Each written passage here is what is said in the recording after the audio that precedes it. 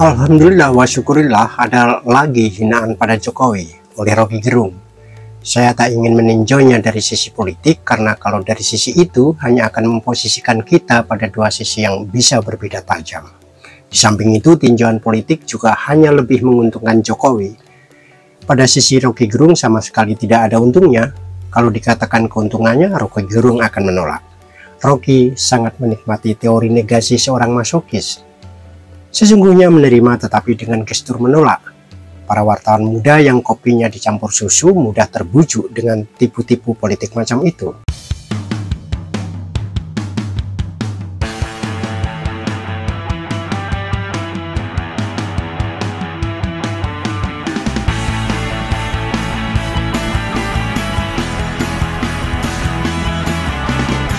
Saudara-saudara sebangsa dan setanah air, sedunia nyata dan dunia maya, kalau beda pilihan jangan baper, kalau baper jangan beda. Dari pembahasan politik atas omongan bajingan tolol bagi Presiden Jokowi yang dilakukan oleh Rocky Gerung, hal itu tidak menambah kuat posisi tawarnya karena karakter politiknya sudah terbentuk sedemikian rupa. Begitulah Rocky, kata orang-orang yang mencoba mengenalinya. Dalam politik pencapaian tertinggi adalah mentok. Rocky sudah sampai ke puncak karir, yakni stop di situ, kecuali terjadi pergantian rezim yang merasa berhutang budi padanya. Begitulah Rocky Gerung, itu cap yang akan membuat para akademisi malu membela atau takut untuk mencela.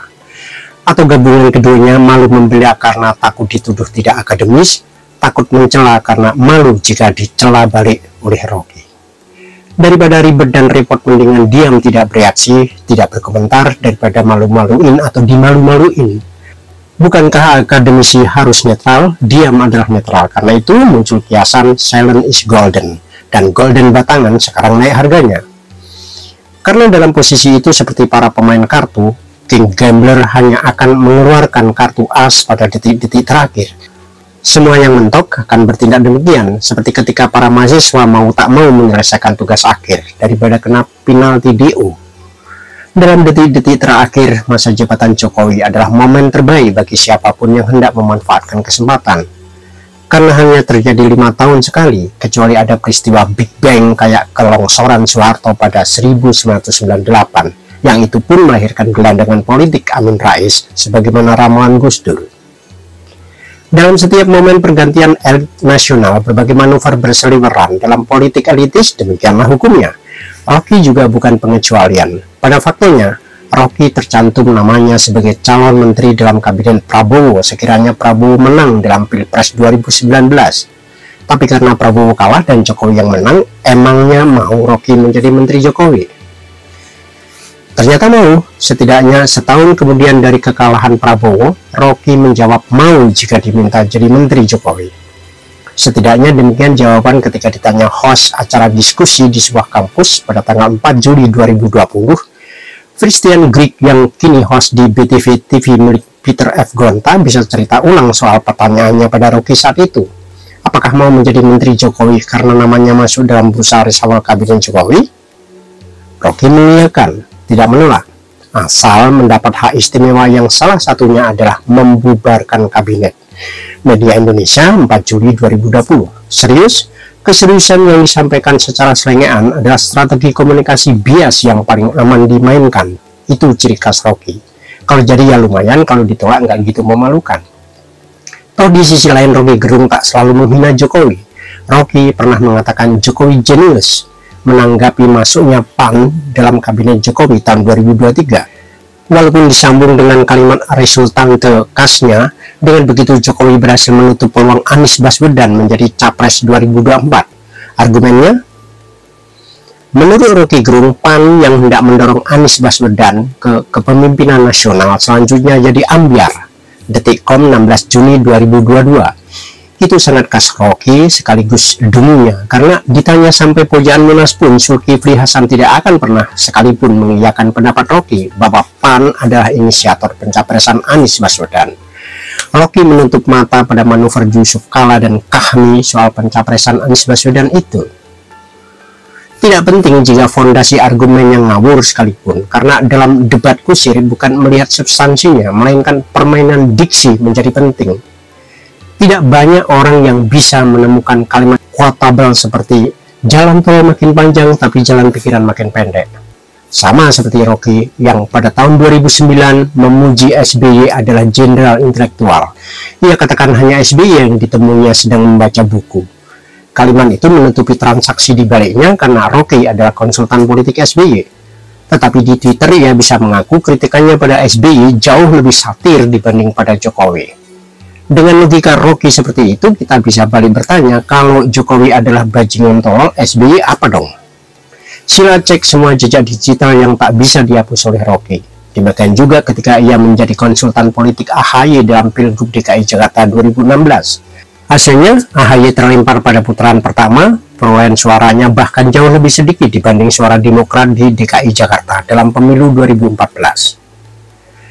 Contradictio in terminis adalah mainan Rocky, tapi pasti itu lebih merupakan mainan politikus daripada seorang akademisi. Rocky juga sangat menikmati sebutan akademisi ini, padahal ia menolak lembaga pendidikan formal bernama universitas. Ia sendiri tidak lagi jadi dosen UI karena lembaga itu mensyaratkan pengajar UI setidaknya S2. Setidaknya artinya minimal. Rocky kemudian sempat menjadi mahasiswa S2 di STF Driyarkara, namun dengan mengatakan pengajarnya goblok, ia memilih keluar. Dengan pernyataan itu, ia aman dari pertanyaan apakah drop out dari Driyarkara karena lebih pintar dari dosennya atau karena bodoh. Itu ciri khas langkah taktis politikus daripada seorang ilmuwan atau akademisi yang harus tunduk pada aturan lembaga pendidikan formal. Seorang akademisi juga mengakui bahwa ilmu pengetahuan murni bersifat netral, demokratis, fairness, terbuka pada kritik dan bisa dikoreksi. Sementara pernyataan-pernyataan Rocky bukan hanya insinuatif namun juga acap bersifat dogmatis. Ia menyampaikan informasi yang sumir tanpa perlu diuji atau dipertanyakan, namun sesegera ia tutup dengan judgment. Persis teori 3 langkah dalam penulisan stand-up komedi, judgment adalah punchline dengan kalimat-kalimat yang tampak problematis tapi quotable. Maka kompor gas, kata Indro Warkop. Kita sudah membaca kelitan Rocky ketika ia dilaporkan ke kepolisian oleh para relawan Jokowi. Saya kutip dari suara.com, 1 Agustus 23, media yang melulu hanya mengutip pendapat Rocky Gerung semata tanpa pernah memberi perimbangan. Menurut Rocky yang dikutip media itu, Presiden Amerika sering didebat dan dibilang goblok. Istilah goblok menurutnya istilah biasa dalam perdebatan politik. Apakah ia sedang berdebat politik waktu menyatakan bajingan tolol? Tidak, ia sedang orasi, monolog politik. Belum masuk diskusi atau debat yang pasti berbeda situasinya. Lebih lanjut, Rocky menyebut kata bajingan di era Mataram memiliki arti yang positif. Bajingan itu bahkan dianggap dulu, di zaman Mataram dulu, adalah orang yang riset ditulis di National Geographic. Bajingan artinya orang yang dicintai Tuhan. Dalam tanda petik saya kutip penulisan yang kacau tadi dari media suara.com itu. Rujukannya Riset National Geographic. Masya Allah. Argumentasi Rocky karena bajingan itu sebutan sopir gerobak di zaman Mataram yang membawa berkah karena ngangkut bahan makanan. Pernyataan ngawur itu menyedihkan bagi dunia pengetahuan, namun bagi yang gelap mata memuja Rocky dianggap sebagai kebenaran. Sering disebut filsuf, namun pengetahuan historiografinya lemah, apalagi dari sisi sosiologi dan antropologi. Untuk memblesetkan kata bajingan, dia menempuh jalan preman, bukan jalan seorang intelektual atau ilmuwan. Padahal apa makna frasa bajingan tolol atau bajingan pengecut pun jika kata bajingan adalah orang yang diberkati Tuhan. Untuk kata makian bajingan, Rocky sebagai warga kosmopolit mungkin hanya membaca National Geographic. Tapi maksud ia tidak membaca Makhaflar, tulisan Multatuli yang terbit tahun 1860 tentang kata bajingan yang mulai berkonotasi negatif. Demikian juga sebagai yang disebut filsuf, apakah ia pura-pura tidak tahu mengenai hermeneutika bajingan pada tahun 1900 sampai 1940 di daerah Yogyakarta hingga Banyumas yang perlahan mengubah makna untuk menggambarkan lambannya seseorang dalam semua pekerjaan. Karena gerobak yang ditarik sapi mempunyai kecepatan yang terbatas. Pemaknaan bajingan sebagai sesuatu yang diberkati Tuhan berangkat dari skripsi seorang mahasiswi bahwa bajingan adalah akronim Bagusing Jiwo Angen-angening Pangeran.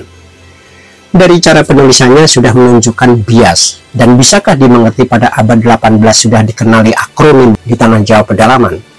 Tapi anggaplah itu sebagai kelit Rocky, kelitan itu penanda dia manusia Indonesia yang biasa saja. Ini permainan politik yang juga biasa saja. Apalagi orasi politik itu disampaikan dalam acara konsolidasi akbar aliansi sejuta buruh di Bekasi menjelang aksi sejuta buruh yang akan dilakukan 10 Agustus 2023 di Jakarta. Konon pada tanggal itu akan diadakan people power. Tapi ya, tidak perlu sewa dan tidak perlu tegang. Jokowi yang saya tahu dan bagi saya tetap lebih baik daripada saya. Dalam obrolan dengan seorang bacalek salah satu parpol, saya maklum kalau ada yang percaya bahwa Rocky Gerung adalah seorang profesor, seperti sama yakinnya bahwa Amin Rais adalah seorang profesor. Kalau yang ini memang pernah dulu. Sementara teman-teman saya yang sebaya, yang benar-benar profesor, sering tidak meyakinkan tampilannya sebagai profesor. Padahal mereka menyimpan sertifikat negara sesuai 4 kriteria UU 20 2003 tentang Sisdiknas serta Permen PAN RB 46 2013 dan 17 2013. Bukan profesor abal-abal kayak sebutan Gus yang banyak disematkan pada teman-teman kita yang tampak kelicutan awalnya tapi menikmati pada akhirnya.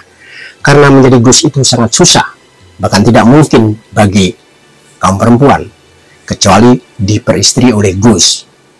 Sedikitnya menjadi Nyonya Gus.